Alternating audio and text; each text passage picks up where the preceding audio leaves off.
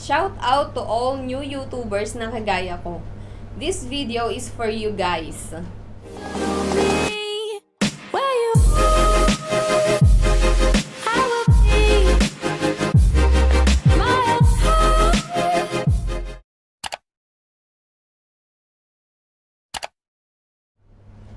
We all know na kapag bago ka pa lang sa mundo ni YouTube, we need to meet the requirements to get monetized. Ito yung 1,000 subscribers and 4,000 watch hours na kailangan natin ma-meet within the year, right? So, napakahirap sa mga kagaya nating bago pa lang na ma-meet yung requirements na yun.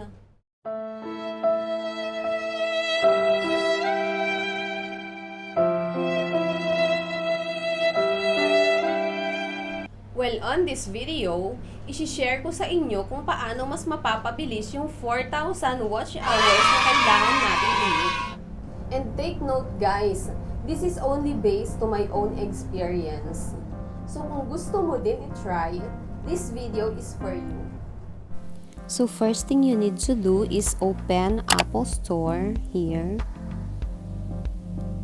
And then search natin yung YouView. Ayan, and check this red logo here. Ayan. Since na-download ko na siya, i-open na lang natin siya. Ayan siya guys, ganyan po yung kalalabasan niya. All you need to do is earn some coins. Makikita mo yung coins here at the upper right side. Dito po. Ayan, 3,304 yung coins ko. Magwa-watch lang tayo ng video para madagdagan siya. Ayan, i-play mo lang yung video. Tatapusin mo lang yung video para madagdagan yung coins natin sa taas. Kailangan matyaga ka lang na mag-earn ng coins, mag-watch ka ng mag-watch para ka din nakikipag-watch to watch. Pero at least to, sure na iwa-watch talaga nila yung video mo. At pag nakikipag-watch to watch tayo, di ba minsan may mga nandadaya, sasabihin na watch na kahit hindi naman, lalo na pag wala namang proof. So dito talagang iwa-watch yung video mo para din makaipon din sila ng coins. So yan, still have 4 seconds. And there it goes. Nadagdagan na po yung coins doon sa taas. Ganun lang po yung gagawin. Para naman ma-promote natin yung video natin, just click the campaign.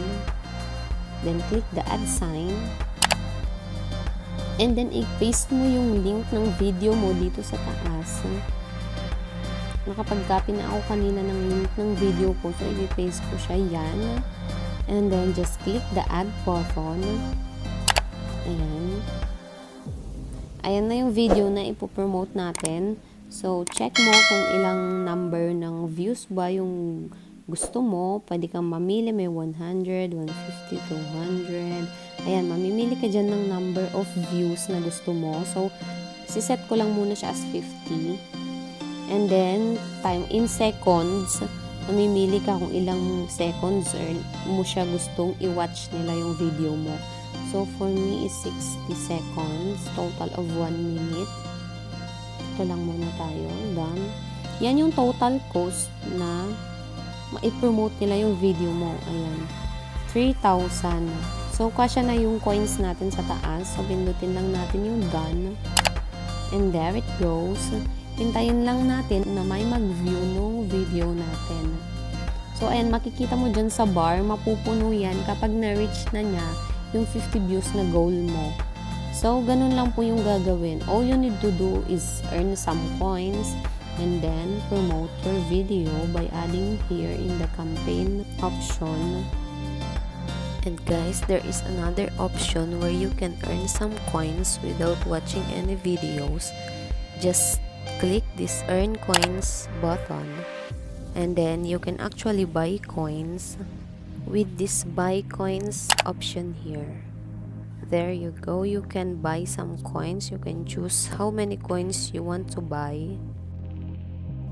And also you can earn coins by inviting your friends. Just click this button And then you can copy the link and send it to your friends, and then they will download the application. Then you can earn extra coins by that. And that's all for today. Ganon lang siya kasimple. Sana ay may natutunan ka sa video ko. Please like this video and leave your comment down for more tutorials. See you next time!